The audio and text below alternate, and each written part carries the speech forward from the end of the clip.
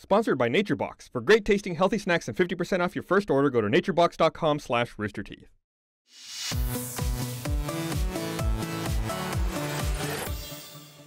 Welcome to The Know, I'm Jon Risinger. X-Men Days of Future Past had a great opening weekend, earning $111 million as well as this little comic nerd's seal of approval.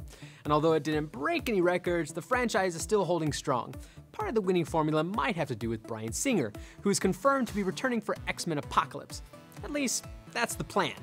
In a recent interview, X-Men writer-producer Simon Kinberg said, "I believe Bryan created the template for the modern superhero movie. I remember where I was when I saw X-Men, and I thought he redefined the way people made comic book films." Adding, all the films that follow in the subsequent years, whether it be the Batman movies, the Spider-Man movies, etc., all took cues from X-Men, because he made it grounded, dramatic, really emotional, and somewhat political. He's the architect of new superhero movies, and I love what he did with Days of Future Past. And it seems you guys did too. So far it has earned $111 million domestically and $302 million globally, making it the 5th highest Memorial Day opener of all time, and the 2nd X-Men movie in the top 5. Brett Ratner's 2006 X-Men The Last Stand remains the highest grossing opener for the X-Men franchise with $123 million, as well as the highest grossing X-Men movie, earning over $234 million. Fun fact, it also remains to be an hour and a half of my life I would like back.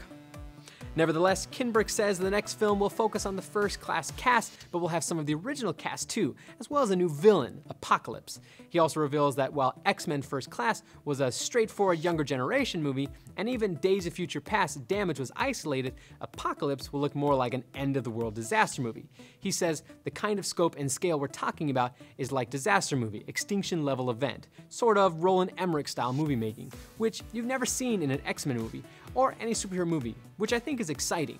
And who better than Roland Emmerich to help with an apocalyptic-type movie, since he produced and directed The Day After Tomorrow, 2012, and Independence Day. So it's safe to say the dude has a thing for the end of the world. Meanwhile, Kinberg also talks about the upcoming Fantastic Four reboot, which he says will be totally different than the horrible originals. He says, it's a double-edged sword because you don't have people saying, why are you rebooting something good? And you also have people saying, why bother? The core fans were not wild about the original movies, and nor was I. You're definitely not alone on that one, Kinberg. However, he did say that the new movies will be grounded, real and gritty, and the tone of this movie will feel as unique as when you saw Iron Man, X-Men, or Batman Begins for the first time.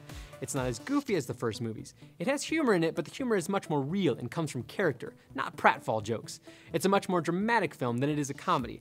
I would say it falls somewhere between Raimi's first couple of Spider-Man movies and Chronicle. Who knows, we might even see a crossover between the two supergroups. After all, in the Ultimate Universe, the Fantastic Four join the X-Men to fight Apocalypse. And the reboot hits theaters June 19, 2015, while X-Men Apocalypse is set for May 27, 2016. So you can call it coincidence, opportunity, or perfect timing. But nowadays, it's pretty much just what we expect from comic book film franchises. Yes, we're looking at you, Avengers. That's the news for now, but for the latest in gaming and entertainment, click like and subscribe, and we'll keep you in the know.